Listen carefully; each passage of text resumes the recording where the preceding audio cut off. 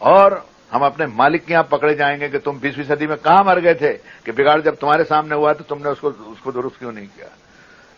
تو ایک بات تو میں نے یہ کہی، اور دوسری بات کم تولنے کی ممانعت کی کہی. تیسری بات میں نے ملاوٹ دور کرنے کی کہی. مسلمانوں کو خاص طور پر میں یہ مشورہ دیتا ہوں کہ کوئی بھی چھوٹے بڑے کاروبار کے اندر ڈنڈی مار کر کے تولے نہیں، پورا وزن دیں. جس کے پاس مال جائے، چاہے سیر 2 سیر، کلو 2 کلو اس نے آم جام کیلے سنترے خریدے ہوں یا اناج خریدا ہو، کوئی بھی چیز خرید گھر جا کر کے تولیں، اس کا تول پورا ہونا چاہیے. ہندوستان میں اگر آپ چاہتے ہیں کہ ہمارا نام اونچا ہو اور ہم خدمت خلق میں اور مانو سیوا کے اندر اپنا نام سروپری کر لیں تو اس کے لیے یہ نسخہ ہے. اچھا، جو کام آپ کریں،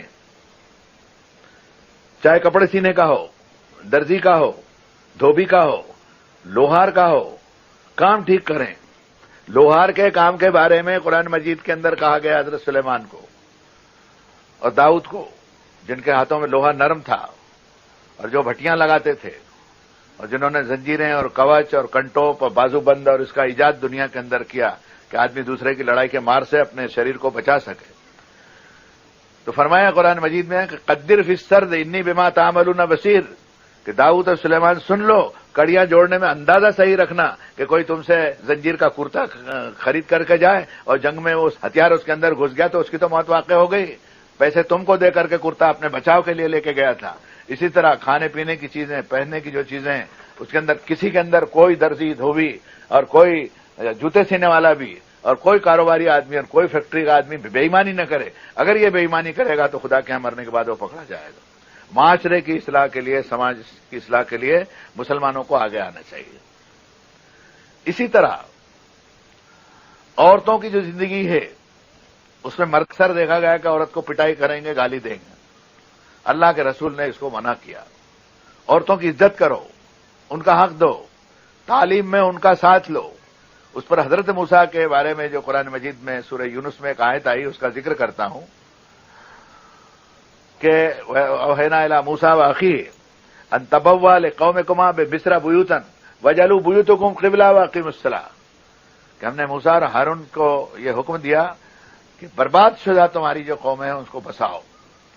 اس لیے پیسے والے لوگوں کو، ہلچل کرنے والے لوگوں کو موجودہ دور کے اندر رہائش کی جو پریشانی ہے اس میں اپنے اپنے یونٹ کے اندر، اپنے اپنے طبقے میں دوسروں میں بھی کرے کہ ان کی رہائش کے لیے اپلبدھی ہو، کچھ جگہ ان کو ملے.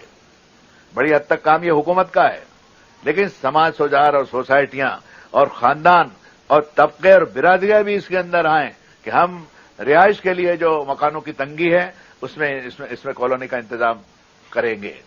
یہ کام بہت بڑا ہے، لیکن کرنے لگیں گے تو اس کے راستے والذین جاہدوا فینا لنہدینہم سبلنا، جو ہمارے راستے میں محنت کرتے ہیں ہم ان پر اپنی راہیں کھول دیتے ہیں. زیادہ تفصیل میں نہیں جاؤں گا میں. اسی طرح لڑکیاں اگر جوان ہو جاتی ہیں تو بہت زیادہ دیر ان کو گھر میں رکھنا مناسب نہیں ہے. جوڑا ٹھیک ٹھاک ملے، شادی کر دینی چاہیے. رسول اللہ نے فرمایا جنازہ تیار ہو تو فوراً تدفین کا انتظام کرو. لڑکی جوان ہو فوراً اس کی شادی کر دو. نماز کا وقت ہو جلدی نماز و بندگی ادا کرو، اس لیے کہ وقت نکل جائے گا، دیر پڑ جائے گی. یہ چیزیں بہت چھوٹی چھوٹی ہیں. مثلا بہنوں سے کہتا ہوں کہ تعلیم کے لیے بچے اسکول جاتے ہیں، من بھر کتابیں لے کے بیچارے جاتے ہیں، پڑھتے تو اس میں چھٹاک بھر بھی نہیں پڑھ کے آتے ہو. وہ جو پڑھ کے آتے ہیں اس میں گھر میں آپ چیک کیجئے. یہ عورت کا کام ہے. مرد تو بیچارہ کولو کے بیل کی طرح کمانے کے لیے چلے جائے گا. 5 بجے اسکول سے لڑکا آتا ہے تو آپ اس کو چیک کیجئے کہ بیٹا کیا پڑھا تو نے پاٹھشالہ کے اندر، یہ سبق مجھے سنا. عورت گھر کی معلمہ ہے. یہ ہوٹلوں میں کھانے کا جو رواج ہے اور سنیما کا اور باہر گھومنے پھرنے کا جو رواج ہے، اس میں جو مریادہ کے اندر ہے میں اس کی مخالفت نہیں کرتا، لیکن میں نے یورپ میں دیکھا پوری زندگی بگڑ گئی. عورت جو ہے گھر کے باہر نکل گئی.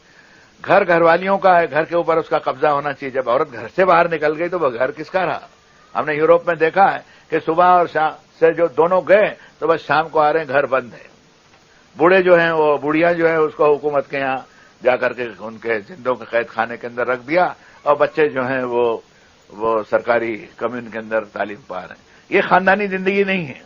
اللہ کا شکر ہے کہ ایشیا کے اس انڈیا، پاکستان اور بنگلہ دیش کے ایریا کے اندر اب تک یہ بگاڑ نہیں آیا. اس میں بھی شامل ہے، اور سکم اور بھوٹان وغیرہ بھی شامل ہے کہ یہ بگاڑ ابھی آیا نہیں ہے.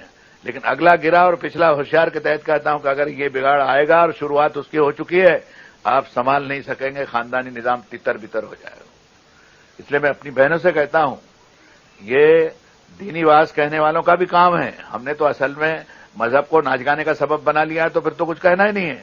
لیکن مذہب اگر سماج سدھار کا اور مانو جیون کے اندر برائیاں دور کرنے کا کام ہے، تو یہ کام آپ کو کرنا پڑے گا کہ عورت اس میں حصہ لے تعلیم کے اندر۔ وہ خود بھی پڑھاتے پڑھاتے سیکھ جائے گی، بچے کا سبق پاٹ چیک کرے گی، سیکھ جائے گی۔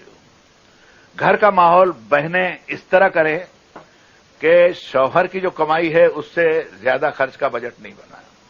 یہ سگڑ عورت کے لیے اور خود ہندوستانی عورت کے لیے میں کہتا ہوں، میں نے مڈل ایسٹ کے ایک زمانے میں دورے کے اوپر تھا، تو میں نے وہاں دیکھا کہ یہاں سے جو نوکری کرتے ہیں وہ ان کی عورتیں اتنا خرید کر کے لاتی ہیں، گاڑیاں بھر بھر کے، ہاتھ ٹھیلے دھکیلتی ہیں اس میں، اور 2,000 ریال کا مال خرید لیتے ہیں۔ 2,000 ریال یعنی 20,000 روپے ہوئے۔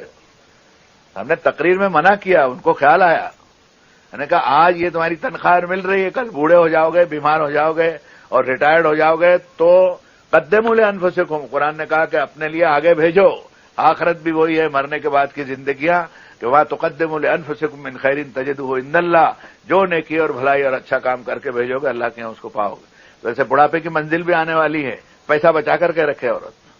سگڑ عورت وہ ہے جو کم خرچ بالا نشین سے زندگی کا نظام چلاتی ہے اور بچوں کی تعلیم میں حصہ لیتی ہے۔ سماج کو فضول خرچی سے بچائیے۔ مکان بنا لیا، الحمدللہ، خدا کا شکر ہے کہ اللہ نے مکان دیا۔ انسان ہی ایسا ہے جو مکان بناتا ہے۔ وہ جب انسان کو مکان نہیں بنانا آتا تھا لاکھوں سال پہلے اور اپلبدھ نہیں تھی اس کو چیزیں، تو کہاں رہتا تھا؟ وہ جھاڑوں کے نیچے رہتا تھا، گفاؤں میں رہتا تھا، پہاڑوں کے دروں کے اندر، کھوہ میں، غاروں کے اندر رہتا تھا۔